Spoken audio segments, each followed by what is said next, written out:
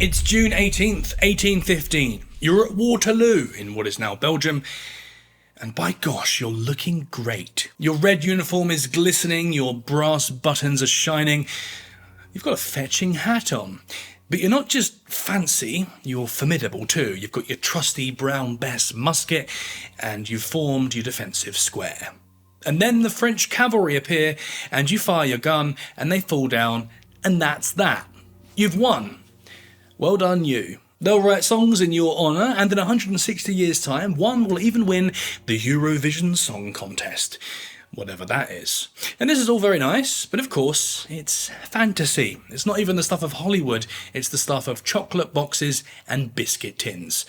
The truth is pretty far from this. It's ugly, it's dirty, it's bloody, and it's going to kill you. At Albuera on the Iberian Peninsula in 1811, up to 7,000 British, Spanish and Portuguese soldiers were killed or wounded. For the French, the number was closer to 8,000. At Quatre Bras in Belgium in 1815, both sides suffered at least 4,000 casualties, and this was only 2 days before Waterloo.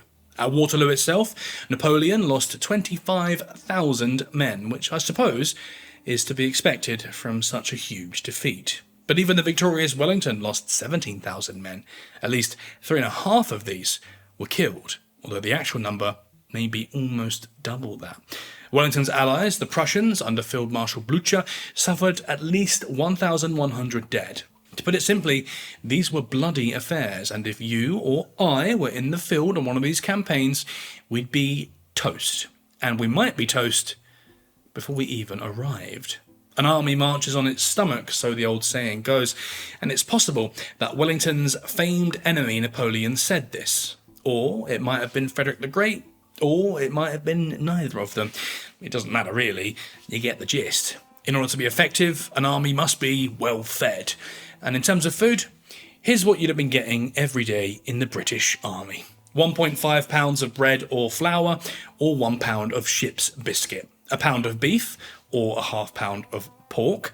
A quarter pint of dried peas. 1 ounce of cheese or butter. 1 ounce of rice. This doesn't seem too bad. It's enough to give you 2,466 calories, which is just inside the recommended daily intake for a man in his 20s these days.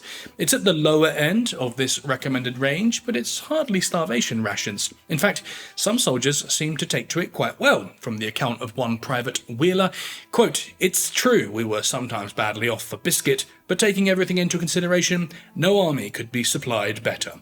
But when things would begin to break down, when the army was in the field for long periods of time and resupply became difficult, rations became increasingly rancid. In the words of the then Lieutenant Colonel Charles Napier, "We are on biscuits full of maggots, and though not a bad soldier, hang me if I can relish maggots." You could buy local produce from local vendors if your wages stretched to it, or you could just plunder rations from enemy soldiers. When Rifleman Harris spotted some dead French soldiers with their rations strewn everywhere, he jumped at the chance. Stooping, I gathered the biscuits up, scraped off the blood with my bayonet, and ate them ravenously. In terms of alcohol, the rations do sound a bit more generous. Every day you'd get 5 pints of small beer, or 1 pint of wine, or half a pint of spirits. That beer wouldn't have been a 5% lager like you'd see today. It might only be about 2% in strength, but the daily ration would have been enough to give you something to look forward to at the end of a long march. In fact, it led to something of an alcohol dependency in British soldiers, which would prove to be a serious problem, as we'll see later on. But let's stick with the diet for just a moment longer, because we also need to think about daily activity levels. See, on campaign, you're going to be doing a lot of physical work. On average, you'd be marching between 10 and 15 miles per day, and this at a fairly respectable pace too. But it also meant that the baggage trains and supply vehicles could keep up with the troops. Some units would of course be expected to move a lot faster. In one notorious instance, Wellington's Light Division covered some 40 miles in 26 hours. These days, we're told that 6,000 to 8,000 steps a day is a healthy activity level for an adult, which is equivalent to between 2.5 to 4 miles. Wellington's soldiers were going way beyond this. The activity level of a modern middleweight boxer might be a better comparison, and these guys tend to consume between 3,000 and 5,000 calories a day. All of a sudden, that 2,466 calories doesn't seem like nearly enough. Rather than marching on its stomach, Soldier John Spencer Cooper said that anyone entering into a soldier's life should have parted with half of his stomach. If all this energy-sapping marching became too disagreeable to you, you might want to voice your displeasure, but this would be a mistake. Lieutenant Thomas Blood remembered a soldier in the Light Division at Ciudad Rodrigo in 1811 who used most improper and disrespectful language to his officers and non-commissioned officers. After a drumhead court-martial, the man was punished with, as I recollect, 50 or 100 lashes. It seems this did the trick, according to Blood. This at once checked his mutinous conduct, and we had no more of it. Not everyone would be rehabilitated quite so easily. Lieutenant Colonel James Fane remembered encountering soldiers who were beyond the reach of reform, in his own words. In the case of some desperate characters, very severe punishment tended more to harden than reclaim them. But the lash wouldn't always toughen you up or teach you a lesson. Sometimes it could just kill you. 1822 is a little outside our Napoleonic remit, but the case of John Furnell is still worth mentioning. Furnell was sentenced to 300 lashes after being accused of stealing a spoon. The strokes were duly administered, and Furnell was left in a seriously bad way. He actually never recovered and was said to be lingering in great torture until he expired several days later. Now, of course, being court-martialed and subjected to corporal punishment is a terrifying proposition, but the fact of the matter is, in these times, you're far more likely just to die of disease. Diseases like typhus and dysentery claimed tens of thousands of men. It's estimated that more than 24,000 died of disease during the campaigns on the Iberian Peninsula. To put that in context, the total number killed in action was around 6,700, so 3/4 of campaign fatalities came from disease, not battle. However, this is not to say that the battlefield was a safer place to be. If you were able to actually make it to one of these battlefields, you probably immediately wish that you hadn't. There was no gentle learning curve in a Napoleonic battle. The killing began immediately, as the young bugler William Greene found out as he looked out across the rolling Spanish countryside on the evening of April 6, 1812. Nearby in the darkness, he could just make out the vast redoubt of Badajoz. He and his comrades had to take this sprawling edifice tonight, or die trying. Greene remembered how the night erupted into a storm of musket crack and fire as they advanced. He felt a slight pain in his thigh, and then an almighty pain in his wrist. He was hit badly. It felt more like a 6-pounder than a musket ball. It smashed the bone and cut the guides in my wrist, and the blood was pouring from the wounds in my hand and leg. Greene sank to the ground, and for him, the siege of Badajoz was over. While Greene sounds like a pretty tragic victim, he was actually one of the lucky ones. His unit pushed on right into a trap. The French defenders at Badajoz had prepared themselves very well. They'd actually mined the trench below the wall with gunpowder, and when the assailants arrived, they ignited it. Greene's comrades were blown to smithereens. Those that survived were pounded with shells from up on the city walls. Greene lay in agony in the darkness, watching his friends meet their doom. Our men were in the ditch, while the enemy had shells loaded on the top of the wall. As the shells burst, 10 or 12 men were blown in every direction. Greene was part of the Forlorn Hope. This was the force that would attack first, rushing the enemy defences in a desperate attempt to take the enemy position by surprise. But there was little surprise at Badajoz. Lieutenant General Thomas Picton had already led a small assault on the eastern side of the city, so an attack from the south was fully expected. And besides, the British had been hammering the walls with cannon fire for days. When the guns fell silent, this could mean only one thing: an attack was on its way. At Badajoz, most of the Forlorn Hope lost their lives. French shells and mines gave them basically no chance. In fact, the Forlorn Hope suffered massive casualties basically everywhere they were used, like at Ciudad Rodrigo and at San Sebastian in 1813. Despite this, though, soldiers often welcomed the honour of being picked for this kind of assault. Some would actually volunteer for the role, and they'd be rewarded for their valour. If they survived, of course. You might get a promotion, or you might get a special badge that marked you out as a hero. It was something certainly worth risking your life for. Anyway, Even if you did make it through those terrifying opening minutes of the battle, there was still plenty more fighting to be done and plenty of dangers to face. At long range, one of the biggest dangers would have been the cannonballs flying through the air. These things weighed between 2.5 to 5.5 kilos each and travelled at around 450 meters per second. If they struck you in the head or chest, the wound was going to be lethal. Many soldiers were literally torn apart by these projectiles. If they struck you in the leg or arm, the limb would be torn off. You might survive, but you may also die from infection. Even indirect hits from a cannonball could be lethal. A ricocheting ball struck British officer William Howe de Lancey during the Battle of Waterloo in 1815. Curiously, de Lancey's skin was not broken by the impact, but it was clear that he had massive internal injuries. 8 of the poor man's ribs were ripped from his spine. He'd suffered horrendous damage to his muscles and organs, but somehow survived the actual battle, then of course died 8 weeks later. As you drew closer to the enemy line, your opponents would then switch to a shorter range weapon, grape shot. Rather than a single heavy projectile, gunners would stuff a bag containing dozens of iron and lead balls into their cannon. Each ball would be around 1 inch in diameter, and that would be enough to cause some serious damage. It was essentially a blast from a giant shotgun.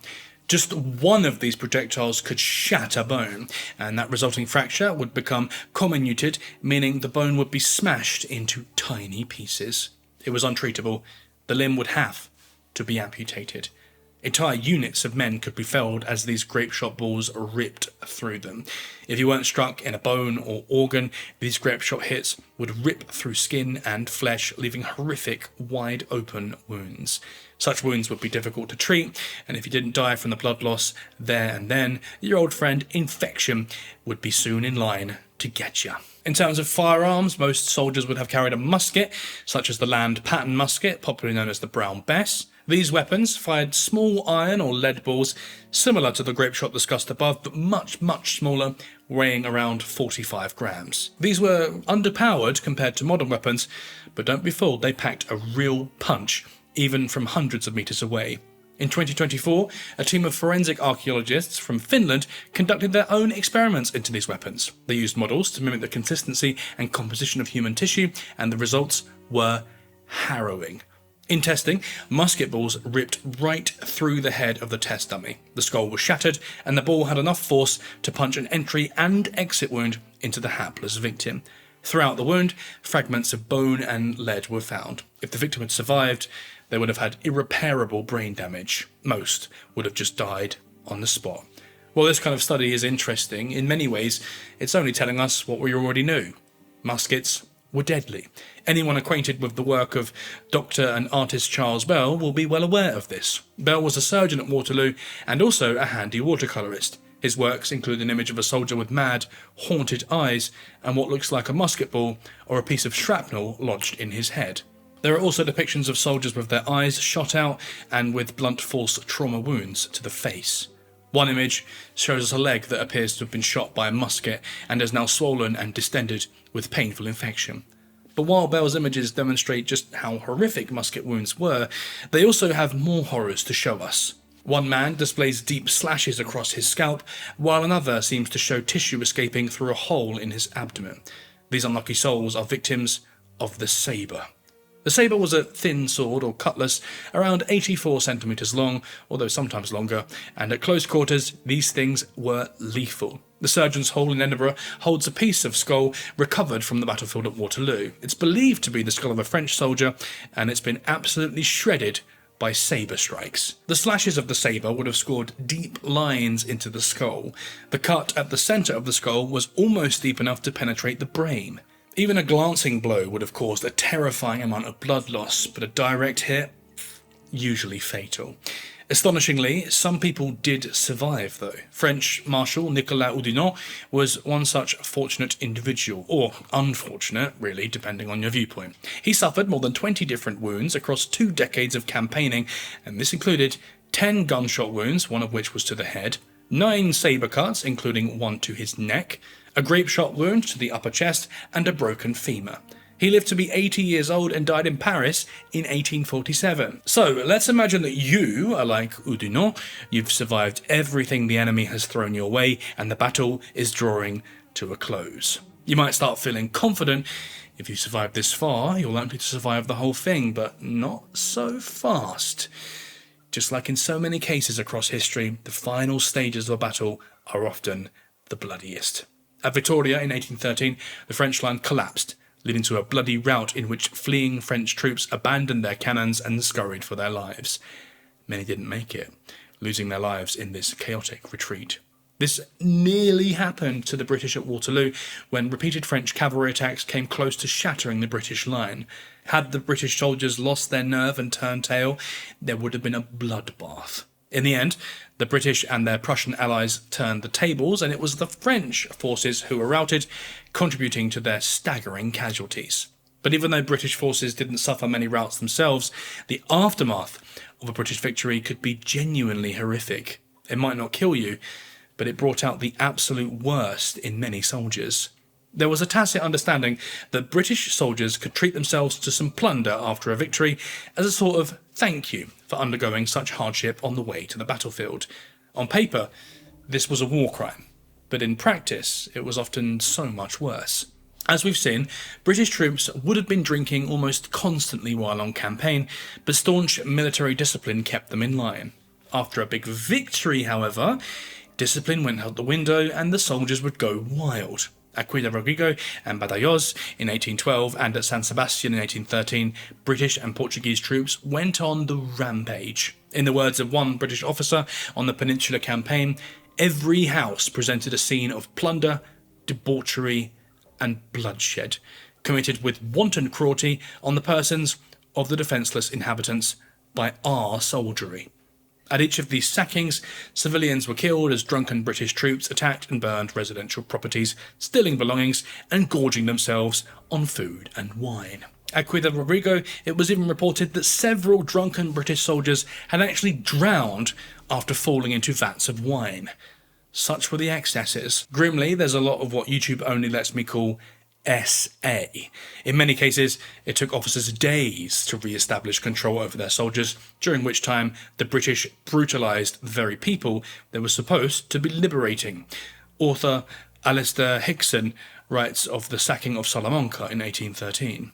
Enraged by the casualties they'd suffered at the hands of the French defenders, the British soldiers turned on the defenceless civilians, most of the women, as well as young girls, in front of their parents before setting fire to their homes. Wellington famously referred to his own men as the scum of the earth, and in many cases it seems he was right. Of course, not all soldiers got involved in these sackings. Many were appalled by the wanton excesses, but others would have quite liked to get involved, if they weren't too busy being hideously wounded. If you were one of these injured, your life hung in the balance. 2 days after the fighting had reached its end at Badajoz, while jubilant soldiers pillaged and plundered around the city, British Army Surgeon Walter Henry visited the breaches in the wall and was appalled by what he found.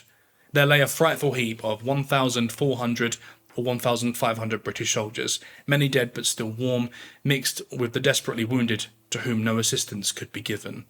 Burned and blackened corpses from the explosions, mixed with those that were torn to pieces by round shot or grape and killed by musketry.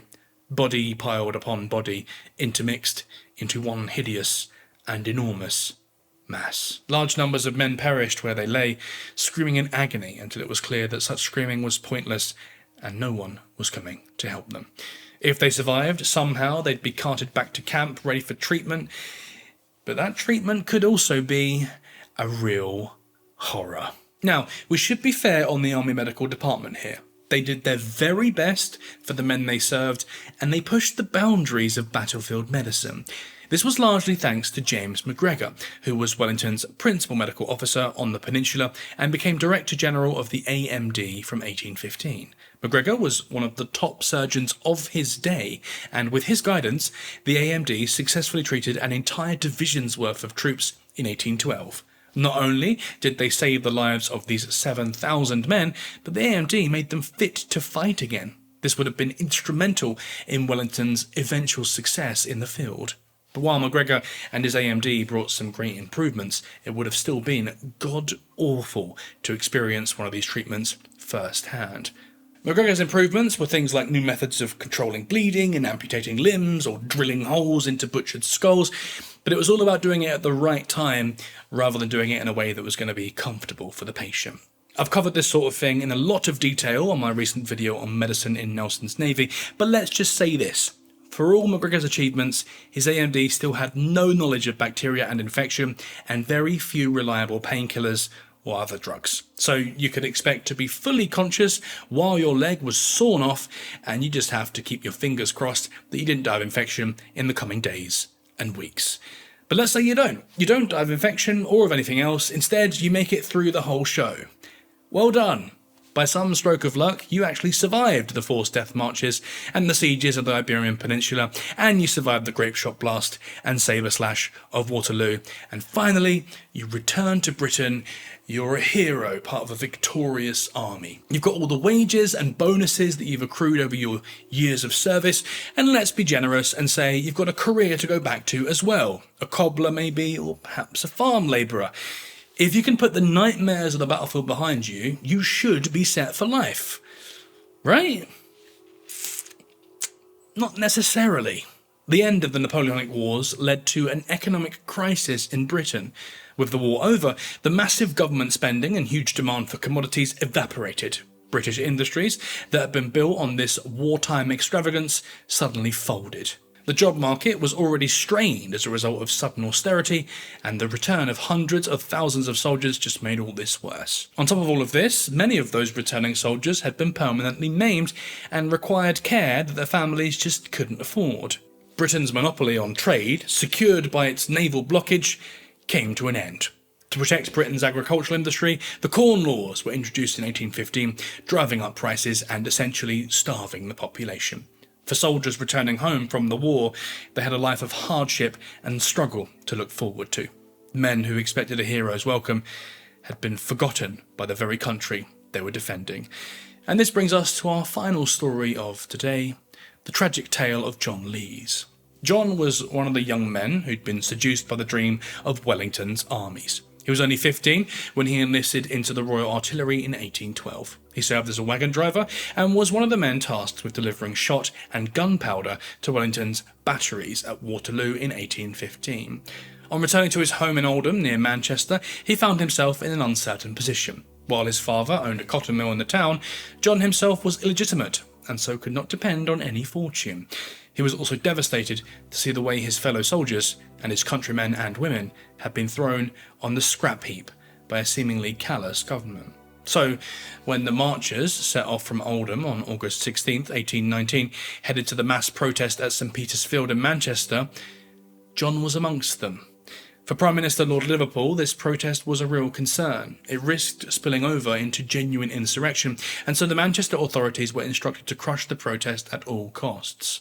The first move from the authorities was to arrest Henry Hunt, the celebrated speaker and political activist. Hunt gave himself up without a fight, but the magistrates seemed jumpy. They ordered the supporting yeomanry and hussars to charge the demonstrators. In the ensuing melee, hundreds were wounded, and among them was John himself, who was caught up in the charge. Witness Joseph Wrigley said, "I saw him receive a cut on the back of his right arm from a sabre. He was parrying off blows of one of the military, and another came and cut him. He had his right arm up over his head, protecting it with a walking stick." Lees was severely injured, but in the moment, he thought he might have been okay. Records suggest that he attended work at the factory later that day, but over the following weeks, his condition worsened. When he died on September 9th, he became one of the 18 who lost their lives at what's become known as the Peterloo Massacre. It's said that when he was lifted into the coffin, blood cascaded from his mouth, a final grim reminder of his violent demise. John Lees was only 22 years old. He'd survived the cannon fire of Belgium and the rugged discipline of Wellington's camps, but he was cut down and trampled by his own yeomanry on the streets of Manchester, less than 10 miles from his home. For thousands of others, though, the end wasn't quite so dramatic. They weren't cut down, but instead ground into the dust by a faltering economy. They didn't so much burn out as fade away.